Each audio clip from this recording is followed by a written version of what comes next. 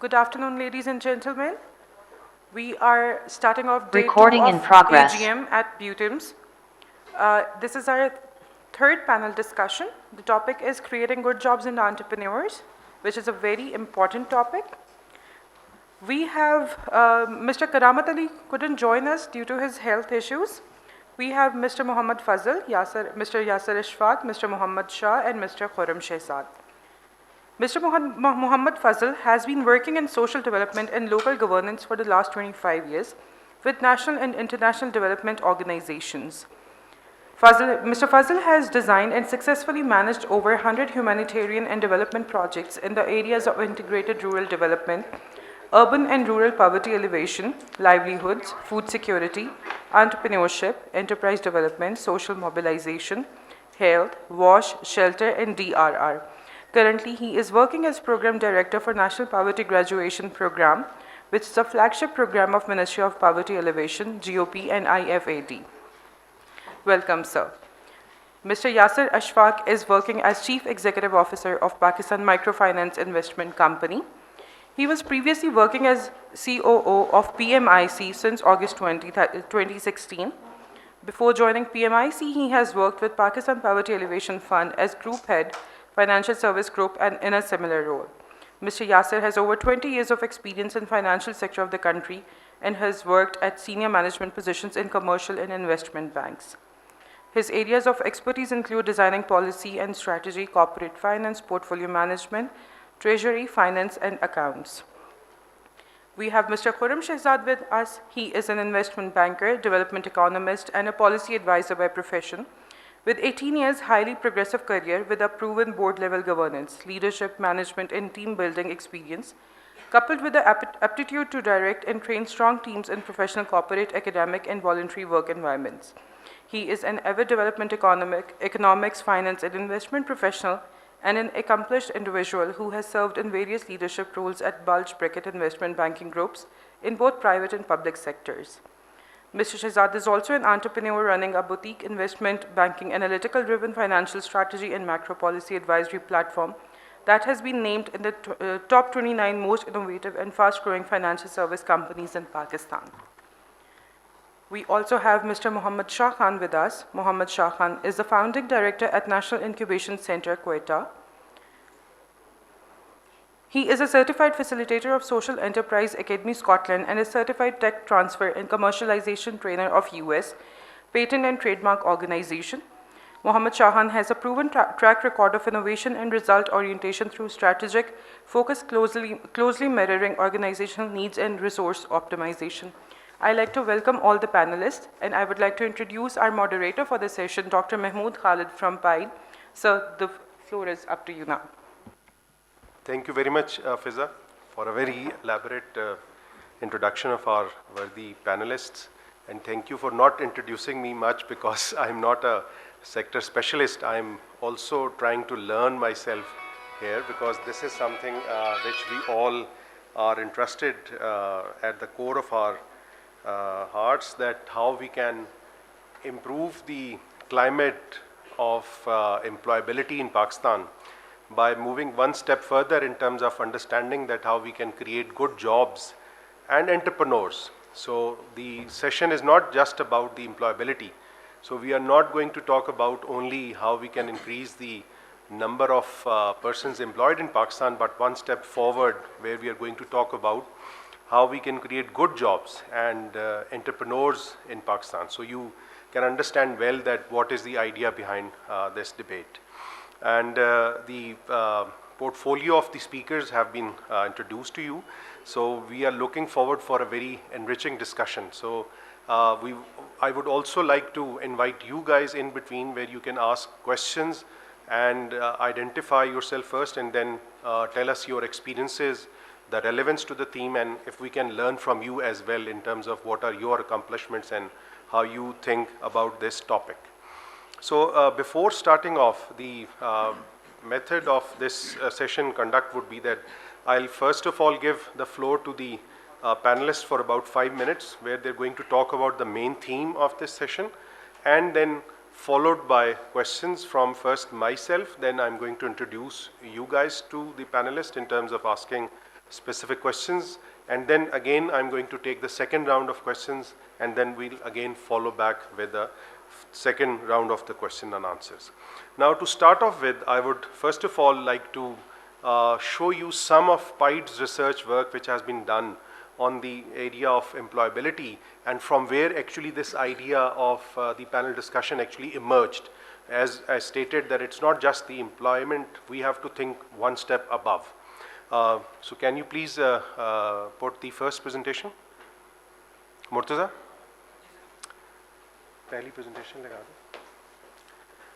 do. Remember, as PIDE is a research think tank, and yesterday also in the initial session where we were talking about the investment, very broad and comprehensive presentation was made by Dr. Mariam. I've picked some parts of it just to be on the same pitch that why this topic is so important to be discussed.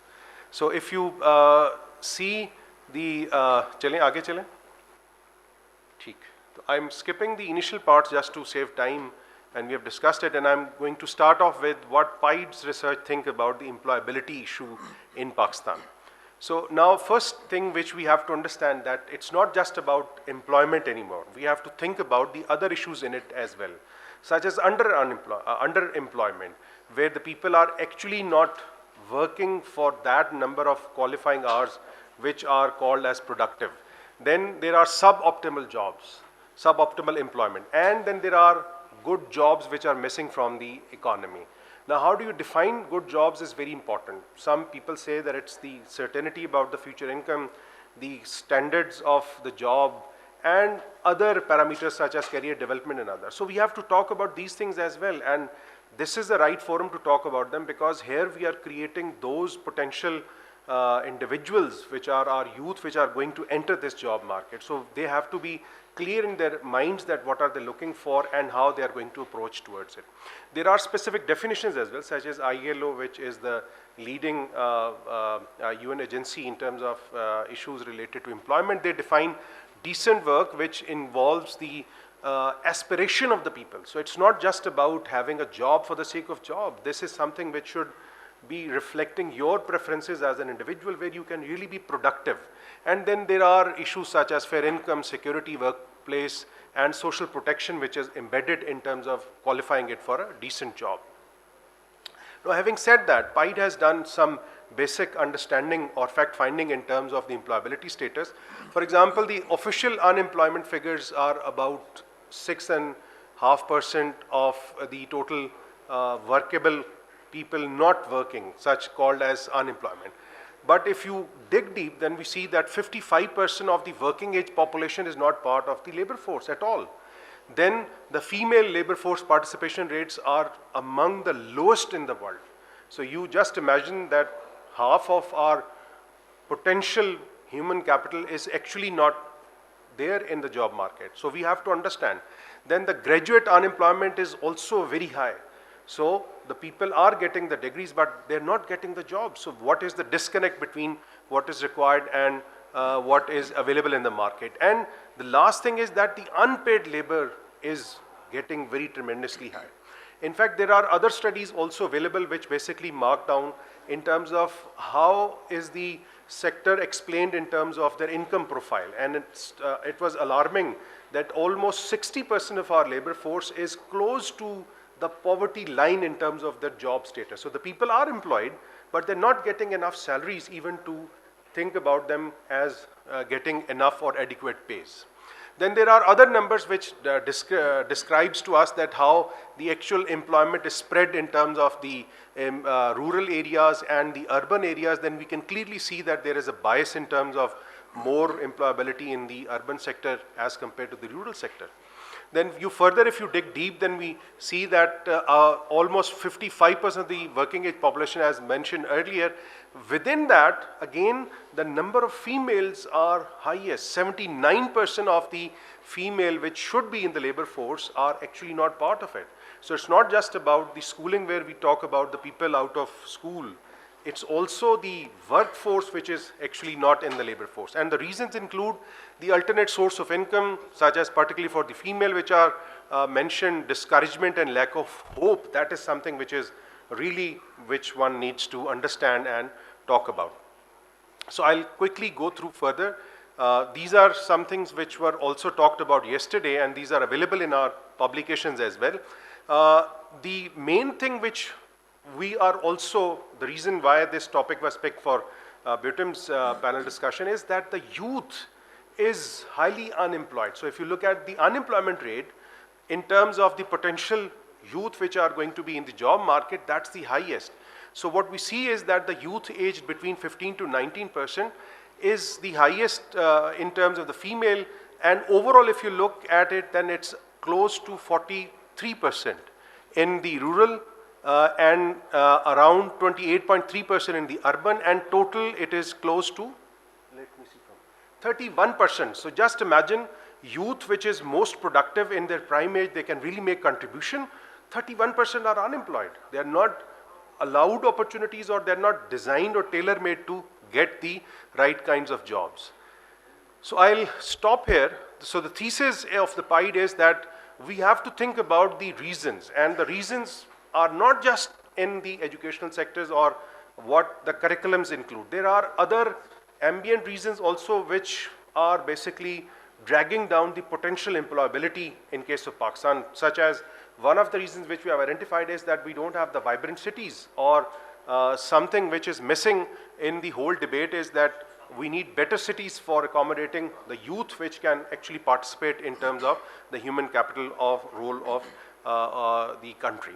So I'll stop here, and now I'm going to move to our panelists one by one, starting from Fadil Saab, and I'm going to ask them to take 5 minutes and give us some understanding of his about the good jobs and entrepreneurship context in case of Pakistan. So let's start from Fadil Saab.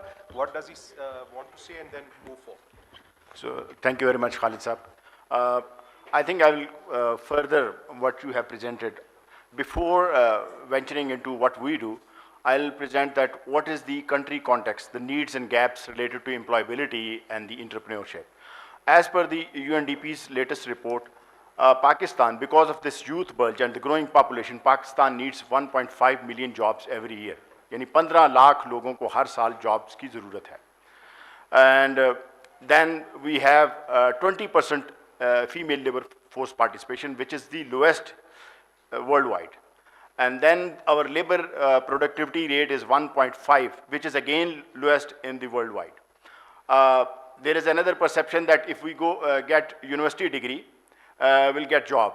But Khalid has just presented that 43% university graduates get employment, remain unemployed, and mostly who get employment, they are not related to their discipline. Now, if we further translate into the, because as per another report, in Pakistan there are 209 universities that provide degrees to 500,000, 500,000 students every year. So 500,000 students get graduated every year. And if we further translate this into absolute number, तकरीबन 3 लाख जो university graduates हैं, they remain unemployed. They do not have employment opportunity.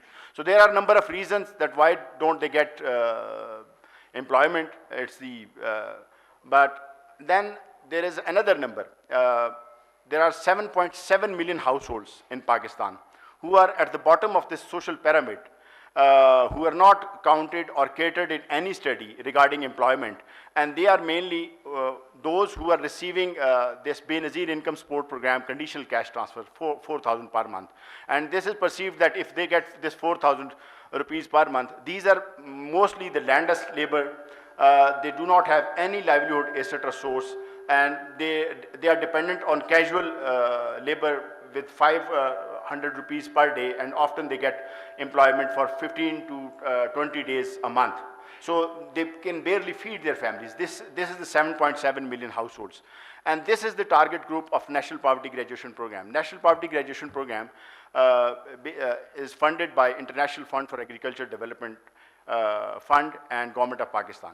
And our target group is basically those who are at the bottom of this social pyramid, who do not have access to even educational opportunities, do not have, they are not even bankable. The banks even do not provide them credit or working capital. They do not have any access to even the training opportunities, technical and vocational training opportunities.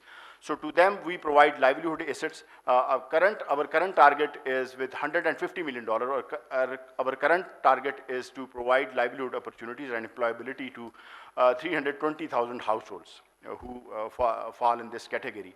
And in 21 districts across Pakistan. In Balochistan, we are operational in 3 districts, and we are targeting around 30,000 households to be graduated out of poverty with the livelihood skills transfers as well as the livelihood assets and interest-free loan. So this is what we are doing. I think we have done some, when it comes to the livelihood development for those who are landless and who do not have any skill, we try to diversify. We provided technology, for instance, hand tractors in the mountainous areas of northern part of the Pakistan, which was quite new, and that revolutionized the local agriculture of that area. And also those who were earning 500 rupees per day, now they are earning 4,000, more than 4,000 per day.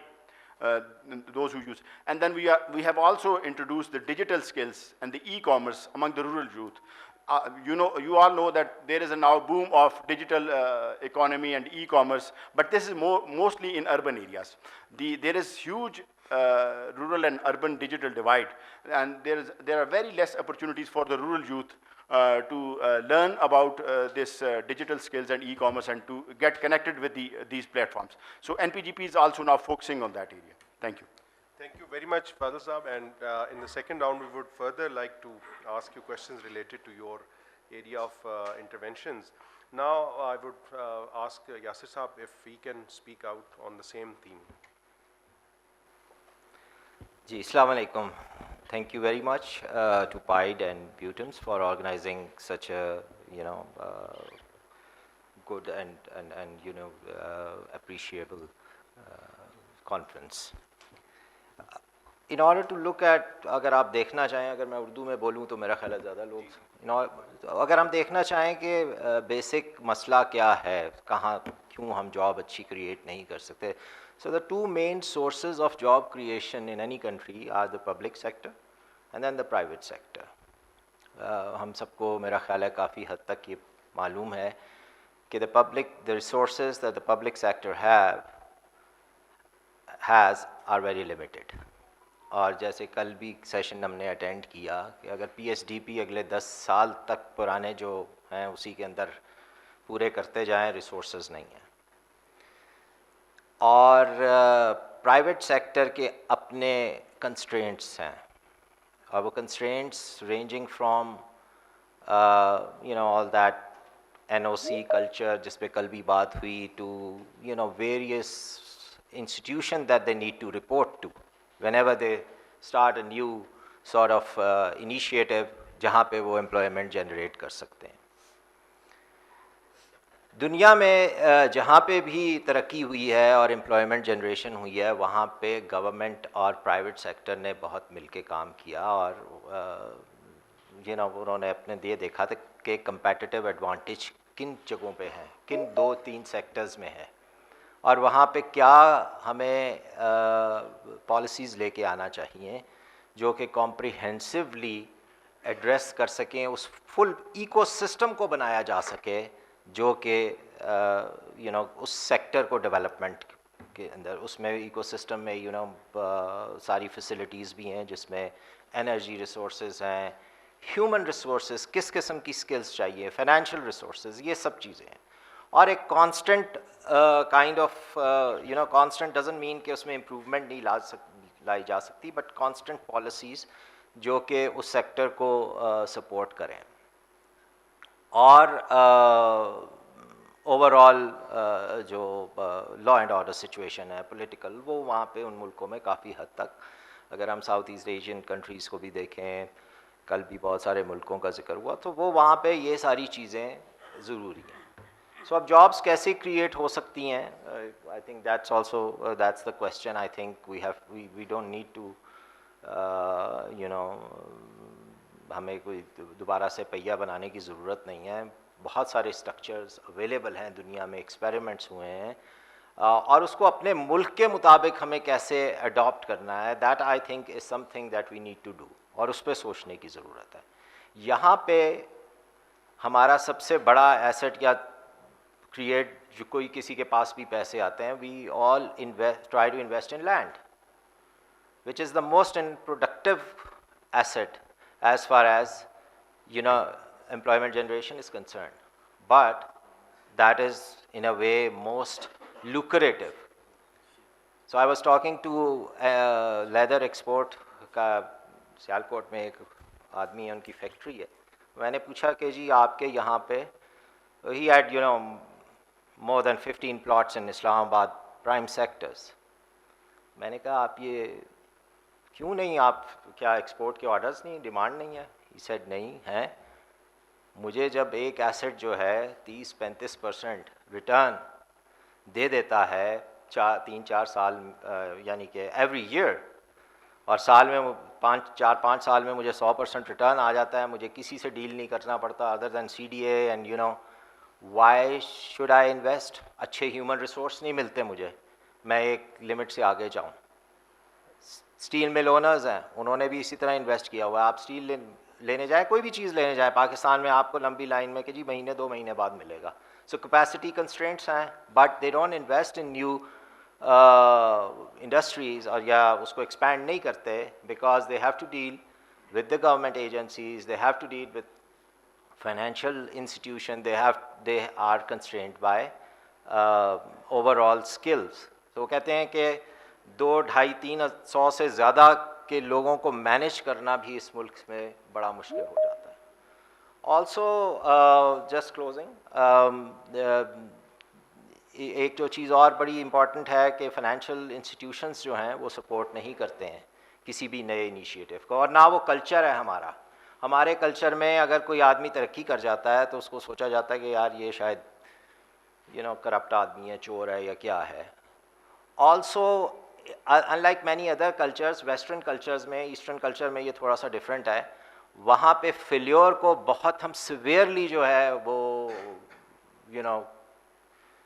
Punish करते हैं, यानी कि अपनी उसको बुरा भला समझा जाता है. एक तो फेलियर्स को भी, जबकि बाहर की जो वेस्टर्न सोसाइटी में बहुत सारी डेवलपमेंट, ईस्टर्न सोसाइटी में एक कम है, मैं बार बार कह रहा हूँ, तो वो उसको भी बहुत बुरी तरह. और अगर कोई तरक्की कर जाता है तो उसको सोचा जाता है कि यार ये, वो मैं अल्फाज नहीं इस्तेमाल करना चाह रहा जो आजकल होते हैं, तो वो समझा जाता है कि ये बहुत कोई करप्ट आदमी, इसने पता नहीं क्या क्या कुछ किया होगा. सो आई थिंक ये मेंटालिटी भी एक है. So I will stop here and then second round में मैं जो अपने सेक्टर से रिलेटेड.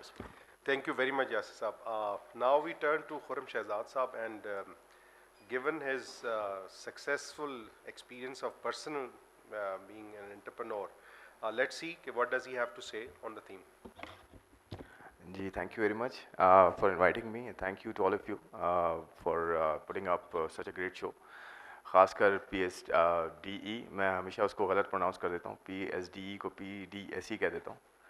तो thank you very much pied, PSDE और सारे ऑर्गेनाइजर्स माशाल्लाह, और स्पेशली स्टूडेंट्स जिन्होंने इतना ज़बरदस्त जो है रिस्पांस दिया है, सारे ऑडिटोरियम्स को जो है भर के और इतना इंटरेस्ट लेके. और ये बड़ा इंटरेस्टिंग टॉपिक है जो अभी हम बात कर रहे हैं, creating good jobs and entrepreneurship. देखें, in my humble opinion, entrepreneurship जो है वो बेसिकली जॉब क्रिएशन का इंजन होती है, और ये सब एग्री करते हैं, कोई जो है वो ढकी छुपी चीज़ नहीं है. इसमें हमारे यहाँ देखें सबसे बड़ा प्रॉब्लम क्या है. जो एंटरप्रेन्योर होता है ना, वो प्रॉब्लम आइडेंटिफाई करता है सबसे पहली बात. तो अगर मैं एज एन एंटरप्रेन्योर बात करूँ तो मैं एक प्रॉब्लम को आइडेंटिफाई करता हूँ जो इस वक्त हम फेस कर रहे हैं एज अ कंट्री, और वो हमारे मॉडरेटर ने आइडेंटिफाई किया अपने पाइट की रिसर्च में कि अनएम्प्लॉयमेंट काफ़ी ज़्यादा है, और हमारे जो स्टूडेंट्स हैं जो इस वक्त जॉब मार्केट में आ रहे हैं वो तकरीबन को 2 मिलियन है. कल जो हम बात कर रहे थे, 2 मिलियन लोग मार्केट में आ रहे हैं, और 2 मिलियन यानी कि 20 लाख लोगों को एब्जॉर्ब करने के लिए आपको 8% जीडीपी ग्रोथ चाहिए for the next let's say 30 years, ताकि वो एब्जॉर्ब हों। तो जितने मेरे यहाँ यंग स्टूडेंट्स बैठे हैं, मैं इनसे ये कहूँगा कि आप जॉब्स प्राइमरीली हम क्या करते हैं जब हम एकेडेमिया में होते हैं, यूनिवर्सिटी में होते हैं, कॉलेज लाइफ में होते हैं, तो हमारा एक ट्रेनिंग सर्टन एक तरीका होता है हमें ट्रेन करने का कि आपने जॉब मार्केट में ही जाना है, आपने मैनेजर ही बनना है और आपने जाके जॉब करनी है। देखें, अपने आप को कन्फाइन ना करें आज की दुनिया में, आज से प्लान करें। अगर आपके पास कोई आइडिया है या कोई ऐसा प्रोडक्ट आपने कुछ उसकी, वो कहते हैं एंटरप्रेन्योरशिप हमारे स्टार्टअप स्पेस में MVP मिनिमम वाइबल प्रोडक्ट, कोई ऐसी चीज़ जिसे आप किसी को कस्टमर को दें या किसी को यूज़ करने के लिए दें तो उसकी कोई प्रॉब्लम सॉल्व हो रही हो या उसे वो पसंद आ रही हो, चाहे उसकी कॉस्ट की बेसिस पे आ रही हो, उसके कोई एट्रीब्यूट्स हों, तो अपने जहन में कोई ना, by the time you graduate उस वक्त तक अपने जहन में कोई ना कोई प्रोडक्ट या कुछ प्लान करके रखें कि देखें जॉब मार्केट बहुत ज़्यादा इस वक्त जो है वो टफ़ है और 20 लाख लोगों को जॉब इस वक्त नहीं मिल रही। तो आपकी फ्यूचर प्लानिंग ये होनी चाहिए कि मैं एंटरप्रेन्योर कैसे बन सकता हूँ कि मैं जॉब पे डिपेंडेंट ना हूँ बल्कि मैं जॉब क्रिएट करने का बायस बनूँ। क्योंकि हमारी प्रॉब्लम क्या है, 2 मिलियन जॉब्स मार्केट में आ रही हैं, एब्जॉर्ब नहीं हो रही। तो मेरा एक छोटा सा सवाल होगा ऑडियंस से, सिर्फ हाथ खड़ा करके बताइएगा, जवाब दीजिएगा। जितने लोग आपके यहाँ ये आप लोग बैठे हैं, इनमें कितने लोग ऐसे हैं जो जॉब का सोच रहे हैं और कितने लोग ऐसे जिनके पास कोई ना कोई छोटी सी प्रोडक्ट या सर्विस जहन में है कि मैं यहाँ से निकल के ठीक है थोड़ा सा जॉब करूँ, कुछ भी करूँ, सीखूंगा, इसे सीखूंगी, लेकिन इवेंचुअली मैंने ये काम करना है, यानी कि कोई प्रोडक्ट बनाना है, कोई सर्विस देनी है। कितने लोग हैं, हाथ खड़ा कर दें, जो एंटरप्रेन्योरशिप देख रहे हैं? कितने लोग हैं जो जॉब का सोच रहे हैं और फिर बाद में एंटरप्रेन्योरशिप करेंगे या कोई प्रोडक्ट करेंगे? प्लीज़ हाथ वो लोग खड़े करें जिनका ये प्लान हो कि मेरे पास कोई प्रोडक्ट या सर्विस है या मैं करूँगा ये। 10-15%। और मतलब मैं एक रफ एस्टिमेट ये कि 10-15% कह रहे हैं कि उनके पास, और आपको पता है आप लोग यूनिक हैं, जो कह रहे हैं ये जो 15% है 10% है वो यूनिक हैं, वो ये जॉब मार्केट फिल करेंगे। मैं ये बेट करता हूँ आपके साथ कि आप लोग ये जॉब मार्केट फिल करेंगे 2 मिलियन की। मैं आपको अमेरिका की एग्जांपल देता हूँ, मैं 1 मिनट है मेरे पास आई गेस, मैं अमेरिका की एग्जांपल देता हूँ और इंडिया की एग्जांपल देता हूँ। एग्जांपल इसलिए देते हैं कि आपको सीखने का मौका मिलता है। अमेरिका में 15,000 स्टार्टअप्स कह लें या 15,000 स्मॉल कंपनीज कह लें, ऑन एवरेज 100 जॉब्स क्रिएट करते हैं और 2 मिलियन जॉब्स क्रिएट करते हैं साल की। हमारे वाली प्रॉब्लम है। इंडिया में यही रफली यही जो है एवरेज है 100-105 जॉब्स पर स्टार्टअप, यानी कि कोई नई कंपनी मार्केट में आई, 53,000 स्टार्टअप्स हैं इंडिया में और तकरीबन 2-1.5-2 मिलियन जॉब्स वो क्रिएट कर रहे होते हैं। वहाँ वुमेन एंटरप्रेन्योरशिप्स, आपको बताऊँ कितनी जॉब्स क्रिएट करने का पोटेंशियल है इंडिया में, तकरीबन कोई 17 से 18 करोड़ जॉब्स वुमेन एंटरप्रेन्योर्स जो होती हैं, जो घरों पे बैठ के काम करती हैं, छोटे काम करती हैं। तो प्लीज़ अपना माइंड जो है, माइंडसेट अपना बनाएं कि मुझे कोई प्रोडक्ट या सर्विस देनी है और रिसर्च ये करनी है कि मार्केट में क्या प्रॉब्लम है जो लोगों को नहीं मिल रही। मैं एग्जांपल देता हूँ, हम प्रोडक्ट एंड सर्विसेज पहले खुद जाके शॉपिंग मॉल्स में बाई करते थे या खुद जाके रेस्टोरेंट में खाना खाते थे। आज एक एंटरप्रेन्योर ने सिंपल टेक्नोलॉजी के थ्रू आसान बना दिया ई-कॉमर्स को, यानी कि हम घर बैठे कपड़े भी मंगवाते हैं, खाना भी मंगवाते हैं, जूते भी मंगवाते हैं, सब कुछ करते हैं। इसी तरह लॉजिस्टिक्स जो घर पहुंचाता है, यानी कि वहाँ से एक जगह से चीज़ उठा के दूसरी जगह पहुंचाता है, वो लॉजिस्टिक्स कराती है, उसमें एंटरप्रेन्योर्स आ गए, वो मसला रिजॉल्व हुआ। तीसरी चीज़ पेमेंट कैसे होगी, फिनटेक्स आ गए, फाइनेंशियल टेक्नोलॉजी फर्म्स। तो देखें, और आपको बताऊं सबसे बड़ा हमारी USP है फ्रूगल इनोवेशन, जो हम कहते हैं ना, एक हमारा एक स्लैंग वर्ड होता है जुगाड़। जुगाड़ हमारी बहुत बड़ी एक USP है कि हमारे पाकिस्तानी एंटरप्रेन्योर्स या इंडियंस कह लें या सब कॉन्टिनेंट के, वो जुगाड़ ज़रूर निकाल सकते हैं, हर चीज़ का कोई ना कोई लोकल सोल्यूशन निकाल लेते हैं। हम PhD का एक रास्ता का एक स्लोगन है ना, लोकल रिसर्च लोकल सोल्यूशंस।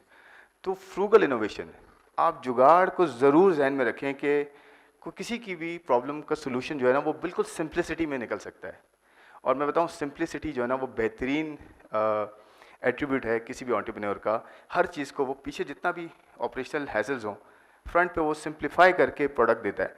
तीसरी लास्ट पॉइंट मैं ये कहूँगा, एज एन एंटरप्रेन्योर आप पहले एज अ कस्टमर जो भी आप चीज़ प्रोडक्ट बनाएं या सोचें या प्लान करें, एज अ कस्टमर सोचें कि अगर मैं कस्टमर होता इसी प्रोडक्ट का तो कितना मैं इसको ख़रीदता।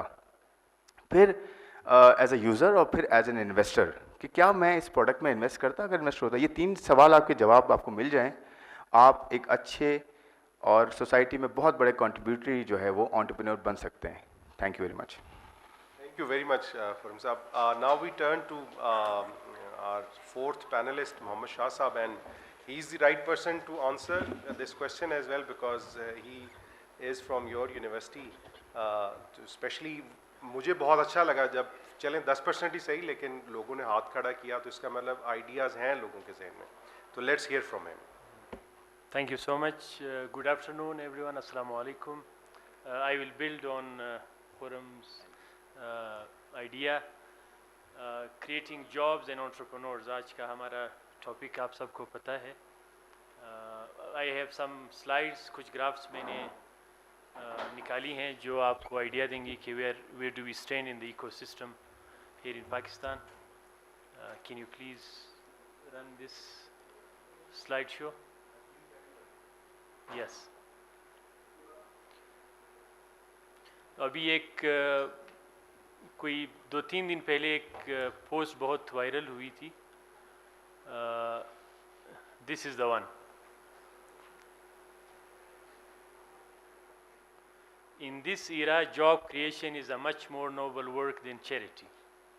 तो I thought this was the right forum. मैंने वो पोस्ट लिंक्डइन से उठाई यहाँ आपके सामने. This is from Arif Habib, founder of the Arif Habib group.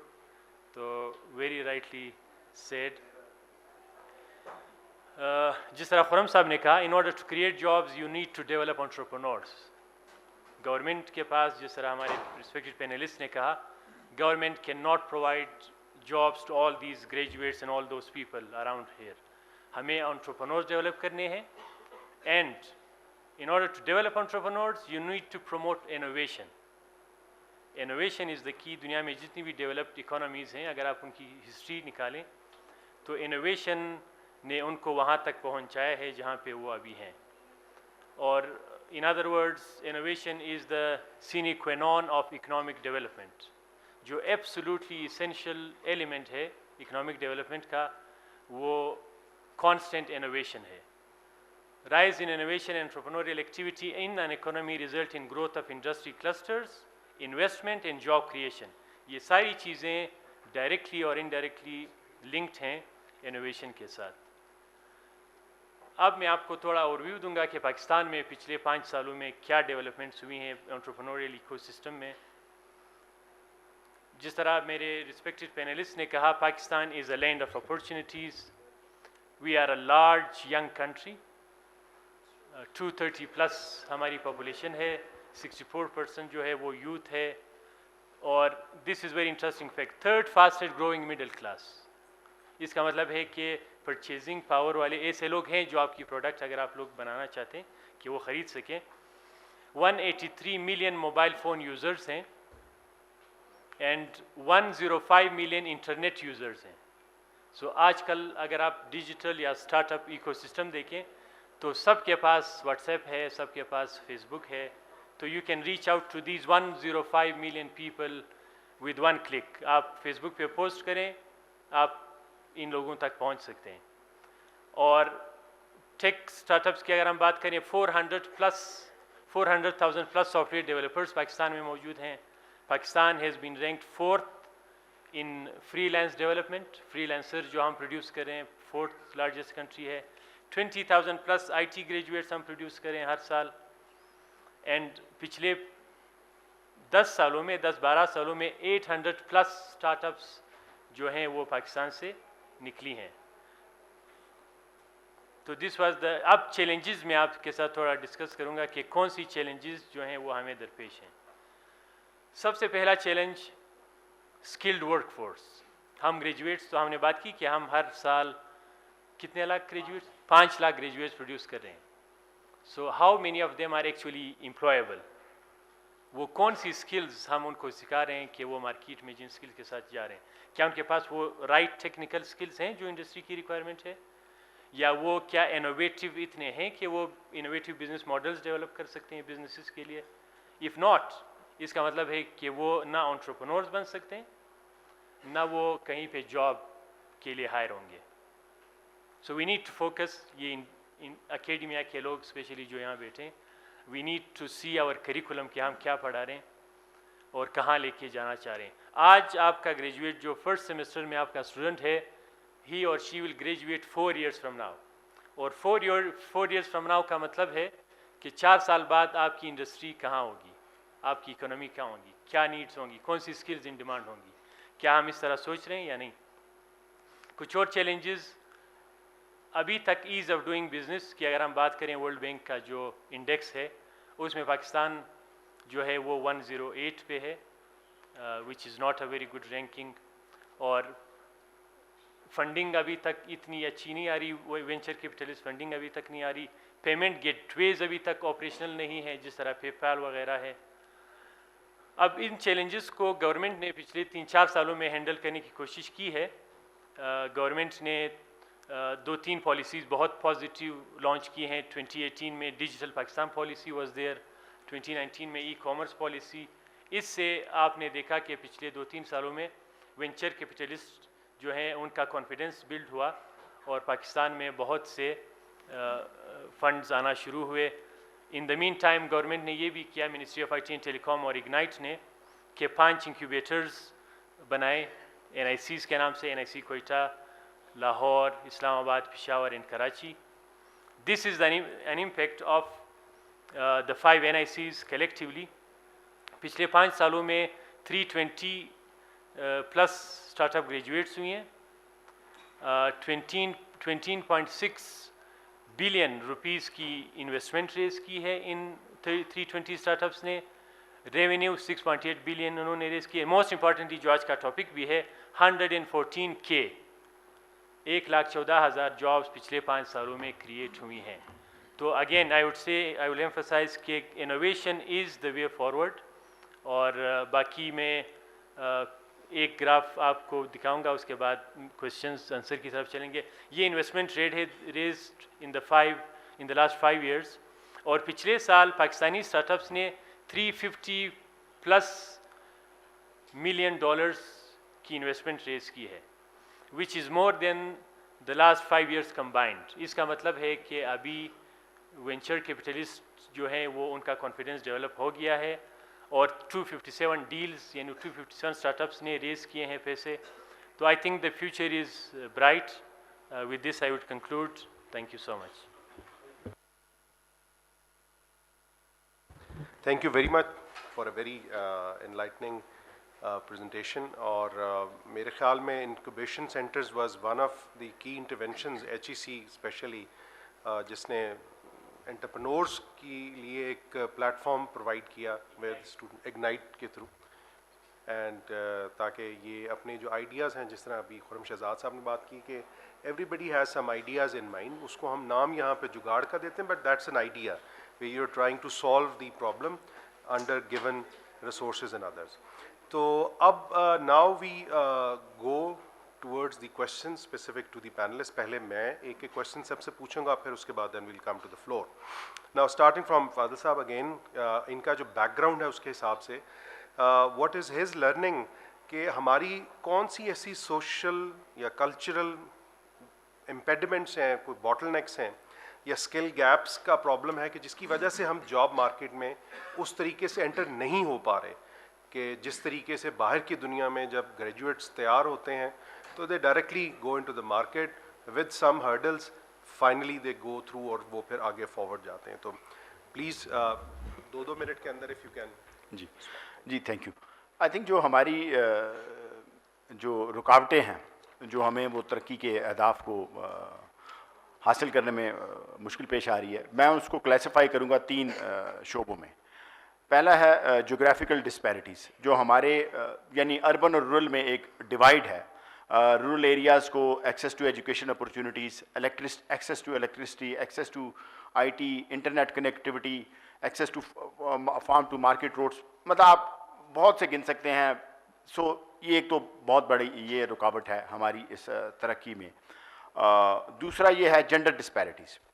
ये यानी हम सिनफी सतह पे हमारा जो महरूमियाँ हैं वो बहुत ज़्यादा हैं। मैंने जैसे पहले बताया था, सिर्फ 20% जो ख़वातीन हैं वो एम्प्लॉयमेंट में हैं, और इसके साथ साथ आप सबको पता है जो तालीम की स्पेशली रूरल एरियाज़ में secondary education and beyond secondary education opportunities उनके लिए है ही नहीं है। उसके साथ साथ इवन जो क्वालिफाइड वुमेन हैं, हमारे कुछ स्टीरियोटाइप्स हैं कि ख़वातीन के लिए मखसूस शोबे हैं, हेल्थ और एजुकेशन, और even those who are educated उनको हमारे फिर अगर सोशल एक कंस्ट्रक्ट है कि उनको परमिशन लेना पड़ती है, और अगर उनका हस्बैंड रीलोकेट हुआ है तो उनको भी रीलोकेट होना है, उनको जॉब सेक्रीफाइस करनी है। सो ये जो कुर्बानी है उनको अपने कैरियर की हमेशा ख़ानदान के लिए वो देने पड़ती है। तो ये भी हमारा दूसरा मसला है। तीसरा हमारे स्टीरियोटाइप्स हैं। हम जब एम्प्लॉयमेंट की बात करते हैं तो हमारे जहन में तसव्वुर आता है नौकरी का, और जब भी हमारी हुकूमत भी कोई भी पॉलिटिकल पार्टी जब अपनी मैनिफेस्टो अपना मंशूर का ऐलान करती है कि हम इतनी नौकरियां देंगे, ठीक है, अपनी एम्प्लॉय, तो पब्लिक में जो 20 करोड़ आवाम है उसके जहन में ये तसव्वुर होता है कि ये सारे या तो सरकारी मुलाजम हो जाएंगे या पाकिस्तान स्टील मिल में हो जाएंगे, वापडा में, मतलब इनको मुलाजमत मिल जाएगी, क्योंकि इसमें रिस्क कोई नहीं है। इसमें हमने कोई रिस्क नहीं लेना, कोई मेहनत नहीं करनी, हमें तनख्वाह लगी बंदी मिल जाएगी, हमारी हेल्थ और जो सोशल सिक्योरिटी है वो भी फुली सिक्योर है। तो ये हमारे स्टीरियोटाइप्स है। इसकी वजह से हम एंटरप्रेन्योरशिप की तरफ हमारा रुझान नहीं है, चाहे वो रूरल में हो या अर्बन में हो। Thank you. Good. Next Yasir साहब से जो क्वेश्चन जो उन्होंने खुद मेंशन भी किया कि हमारे पास अपॉर्चुनिटीज़ कहाँ पे हैं जॉब क्रिएशन की। लैंड में लोग सिर्फ इन्वेस्ट करते हैं, तो क्या हमारे बिजनेसेस हैं ही नहीं जिसमें हमारी जॉब्स क्रिएट हो सकें? तो थोड़ा सा इनसे हम जानना चाहेंगे सेक्टोरल डाइवर्सिटी के हवाले से कि हमारी कहाँ कहाँ पे अपॉर्चुनिटीज़ हैं। देखिए, मैंने पहले भी जैसे कहा कि एक जो डेवलपिंग कंट्री है वहाँ पे government has to play a very important role of creating an enabling environment, policies के लिहाज से और वो सब चीज़ों के लिहाज से। You have to pick up 3-4 sectors को आपको करना होता है। अब चाइना में जैसे, या इंडिया में सॉफ्टवेयर का चाइना में हुआ, वो जहाँ पे ये हब्स बनते थे डेवलपमेंट के चाइना में, वहाँ पे वो इवन रेंट्स को भी रिड्यूस कर, उसमें भी सब्सिडाइज कर दिया करते थे कि ये कंपनीज़ ने यहाँ पे काम करना है। सो एक पूरा इकोसिस्टम। माइक्रो फाइनेंस एक जिस सेक्टर में मैं काम करता हूँ वो अगर आप इंडिया और बांग्लादेश को देखें, उन्होंने अगर उन सेक्टर को यानी कि पकड़ा, इस वक्त बांग्लादेश में की आबादी है 170 मिलियन और हमारी है तकरीबन 220-225 मिलियन। उनके माइक्रो फाइनेंस के क्लाइंट हैं 32 मिलियन, हमारे 8.5 मिलियन है। सो आप ये देख लें कि अगर आपको फोकस करना है बिल्कुल इनिशियल लेवल पे, तो आपको उन सेक्टर्स में फोकस करना है जहां आप ये समझते हैं कि आपका कंपैटिटिव एडवांटेज है। एग्रीकल्चर में आपका कंपैटिटिव एडवांटेज है, क्योंकि मैन्युफैक्चरिंग जो है उसमें बड़ा, कल भी मेरा ख्याल है एक उसमें बात हो रही है, मैन्युफैक्चरिंग में एक बहुत बड़ी शिफ्ट आ रही है, स्ट्रक्चरल चेंज आ रहा है। वहाँ पे टेक्नोलॉजी जो है वो ज़्यादा यूज़ हो रही है, कैपिटल इन्वेस्टमेंट ज़्यादा है रादर देन ह्यूमन रिसोर्सेज, जो कि आज से 100 साल पहले एक था कि हाँ एग्रीकल्चर, या 200 साल पहले एग्रीकल्चर से मूव होती थी ममालिक मैन्युफैक्चरिंग सेक्टर की तरफ, और वहाँ पे एब्जॉर्प्शन ऑफ द लेबर हो जाता था। बट अब अगर आपको compete करना है international, because you have an open economy, आप ट्रेड करते हैं दुनिया के साथ, तो आप को वो टेक्नोलॉजी लेके आनी चाहिए पड़ेगी जो एफिशिएंट है, और अगर आप वो एफिशिएंट लाएंगे तो फिर आपके उतनी एम्प्लॉयमेंट नहीं होगी।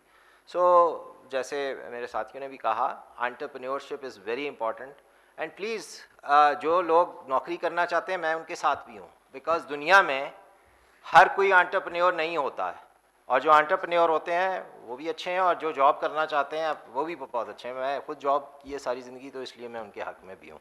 सो बट दुनिया में अगर आप ये समझ लें कि हर एक एंटरप्रेन्योर है, तो वो नहीं है। और ये जो आपको एग्जांपल्स नज़र आती हैं वो चंद लोग ही होते हैं कि जो हैं, और उनके लिए हाँ अच्छी बात है, I wish them all the best. But हमें स्किल्ड लेबर की भी ज़रूरत है, हमें स्किल्ड लोगों की भी ज़रूरत है जो मुख्तलिफ़ पोजीशंस।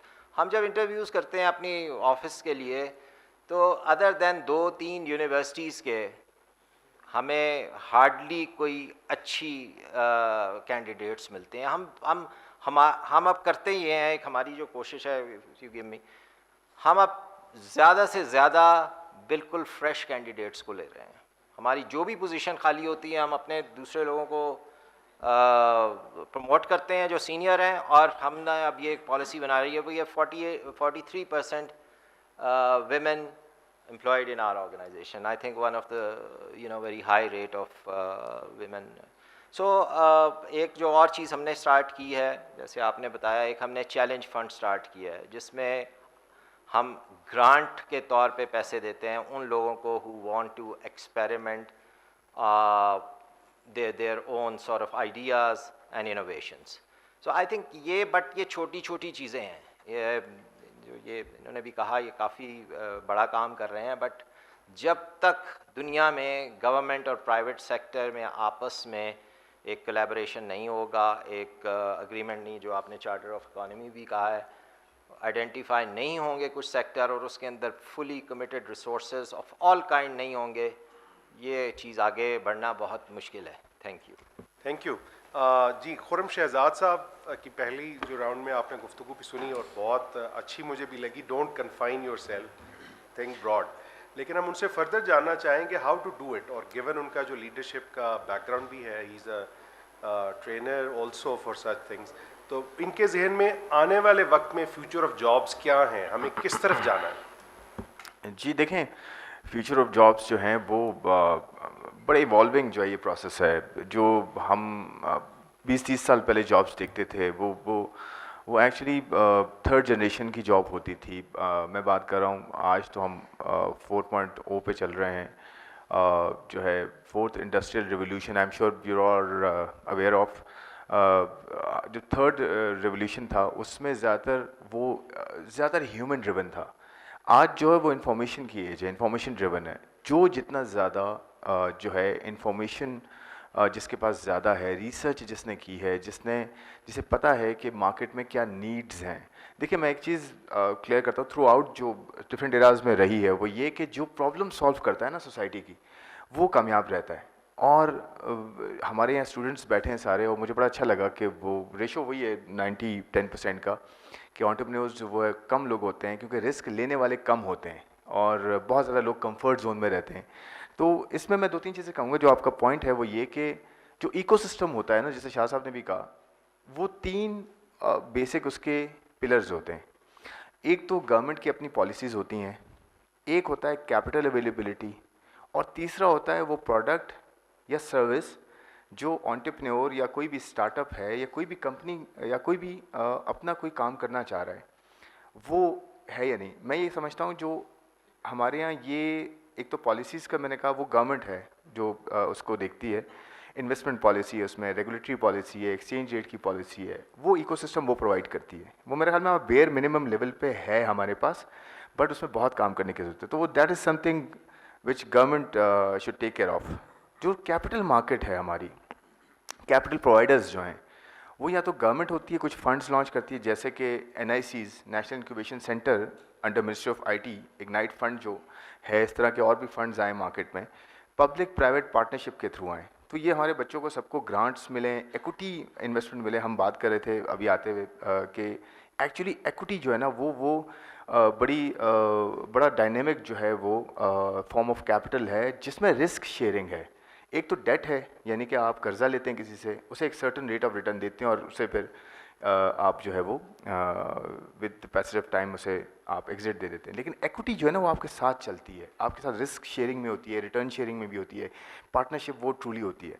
तो एक तो वो कैपिटल प्रोवाइडर्स हमारे पास कम हैं, बैंक्स हैं, अगर DFIs हैं, माइक्रो फाइनेंस इंस्टीट्यूशंस हैं, SMEs हैं, ये सब ज़्यादातर, मैं बड़ा कैंडिडली कहूँगा, ज़्यादातर रिस्क अवर्स हैं, यानी कि रिस्क नहीं लेते।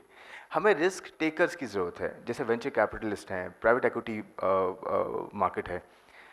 और हमारे यहाँ एक कमी जो थर्ड पोर्शन है, जिसमें आइडिया है, जिसमें MVP है, जिसमें एंटरप्रेन्योर्स हैं, उनके अंदर रिस्क टेकिंग इनिशिएटिव कम है।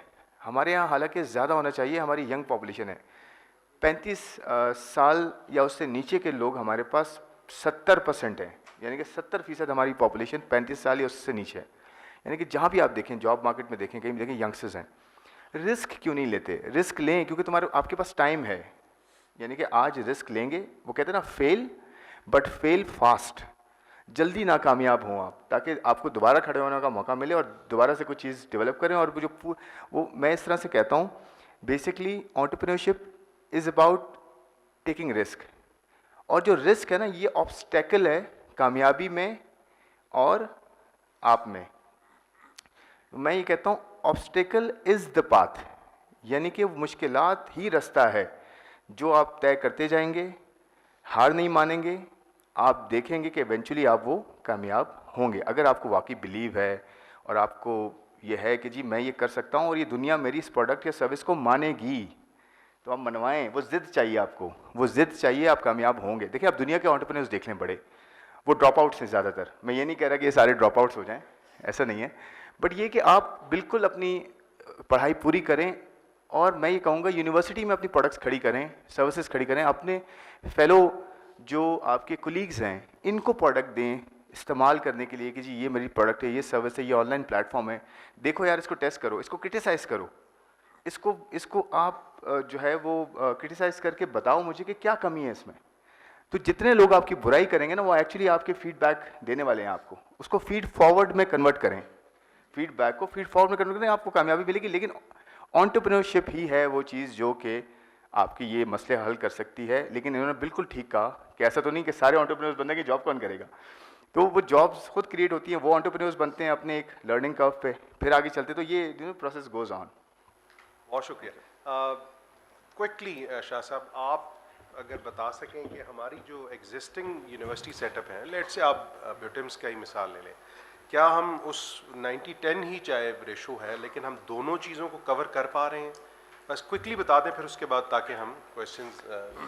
अच्छा, देखिए, मेरा ख्याल है कि पाकिस्तान में the entrepreneurial ecosystem is in the making.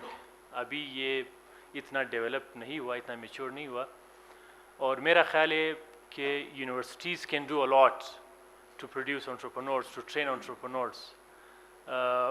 मेरी जहाँ तक राय है, और एक हमने पाकिस्तान इंजीनियरिंग काउंसिल को भी एक पॉलिसी हमने प्रपोज़ की थी कि अगर वो चाहते हैं कि आपके ये जो 3 लाख ग्रेजुएट्स निकल रहे हैं उसके उनमें से 40% अनएम्प्लॉयड हैं, अगर आप चाहते हैं कि वो एम्प्लॉयड हों तो आप उनको एंटरप्रेन्योरशिप पे लगाएं right from the first semester. आप एक तो हर अंडर ग्रेड कोर्स में entrepreneurship as a mandatory subject उनको पढ़ाएं, ताकि उनका mindset, entrepreneurship is a mindset.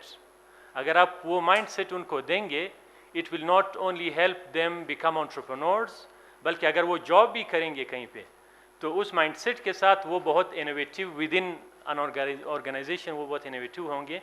तो एक तो ये चीज़ कि हम थ्रू आउट ऑल डिसिप्लिन्स में हम अंडर ग्रेड लेवल पे entrepreneurship as a mandatory course पढ़ाएं। दूसरी बात, teachers are very very important. Teachers को हम शॉर्ट ट्रेनिंग्स दें, 1 हफ्ते की, 3 दिन की। डिज़ाइन थिंकिंग क्या है, problem solving skills, critical thinking skills. और चूँकि स्पेशली जो टेक्नोलॉजी या इंजीनियरिंग के ग्रेजुएट्स होते हैं वो फाइनल ईयर प्रोजेक्ट्स करते हैं, तो फाइनल ईयर प्रोजेक्ट्स जब तक आपके टीचर्स ट्रेन नहीं होंगे एंटरप्रेन्योरशिप पे, वो उन फाइनल ईयर प्रोजेक्ट्स को just for the sake of a project लेंगे। मैं ये चाह रहा हूँ कि हम यूनिवर्सिटीज़ में फाइनल ईयर प्रोजेक्ट को कमर्शलाइजेशन पॉइंट ऑफ व्यू से देखना शुरू करें, और ये उस वक्त होगा जब आपके स्टूडेंट्स और टीचर्स दोनों एंटरप्रेन्योरशिप का कॉन्सेप्ट रखते हों। फिर ये प्रोजेक्ट्स जो हैं वो कमर्शियली वायबल हो सकते हैं। Then if you have some maker space in the universities, ये यूनिवर्सिटीज़ में कोई ऐसा स्पेस होना चाहिए जिसको मॉडर्न टेक्नोलॉजी में मेकर स्पेस या मेकर लैब कहते हैं। मेकर लैब का कॉन्सेप्ट ये है कि आप वहाँ पे प्रोटोटाइप तैयार कर सकते हैं। यानी you have got an idea कि ये प्रोडक्ट मैंने बनाना है, आपके पास इक्विपमेंट है, 3D प्रिंटर्स हैं, लेज़र कटर्स हैं, आप वहाँ उसको एक फ़िज़िकल प्रोडक्ट की शेप दें। वो प्रोडक्ट फिर आप यूज़र टेस्टिंग के लिए ले जाएं ड्यूरिंग दैट एकेडमिक ईयर्स। और जिस तरह उन्होंने कहा कि रिस्क टेकिंग है, तो स्टूडेंट लाइफ में तो आपकी कोई रिस्क है ही नहीं। अगर आप जाएं, प्रोडक्ट्स बनाएं, यूज़र टेस्टिंग करें, डिमांड देखें उसकी, if you fail that's okay, you will get your degree anyway. और ये जब मेकर्स लैब होंगे, फिर स्टार्टअप कंपटीशंस होंगी और NIC जैसी फैसिलिटीज़ होंगी, इंक्यूबेशन सेंटर्स होंगी। तो फिर ये जो प्रोटोटाइप्स हैं वो इंक्यूबेशन सेंटर में आएंगे। इंक्यूबेशन सेंटर में वो आइडियाज़ रिफाइन होके कमर्शियली वाइबल प्रोडक्ट्स लॉन्च होंगे। तो इस तरह हम एक ecosystem with in the educational institutes बना सकते हैं और ज़्यादा से ज़्यादा एंटरप्रेन्योर्स प्रोड्यूस कर सकते हैं। बहुत शुक्रिया। अब क्वेश्चंस ले लेते हैं। मेरी कोशिश ये है कि अगर स्टूडेंट्स हमारे साथ इंटरेक्ट कर सकें तो वो हमारे लिए ज़रा लर्निंग के लिए भी बेहतर होगा और हमारे जो वर्दी पैनलिस्ट हैं वो रिस्पॉन्ड भी कर सकेंगे। तो थोड़ा सा अपना बैकग्राउंड भी बता दें कि आप कौन सी क्लास में हैं, किस ग्रेड में हैं और किस डिसिप्लिन में हैं। तो जी पहले यहाँ से स्टार्ट करते हैं। जी उनको दे दें कोने में स्टूडेंट्स से, लेकिन हम क्वेश्चन लेना चाहेंगे। जी Bismillahirrahmanirrahim. My name is Jahangir Kakar, student of Economics, University College of Beautum. Sir मेरा सवाल है कि एंटरप्रेन्योरशिप की तो बहुत अपॉर्चुनिटीज़ जो से जैसे कि पैनलिस्ट ने बयान की और कुछ काजेज़ भी बयान की कि इसकी कई वजूहात है जो लोग इसकी तरफ नहीं जा रहे। Sir one of the key reason is that people invest in plot, जैसे कि नदीबुल हक साहब ने एक टर्म यूज़ की प्लॉटिस्तान।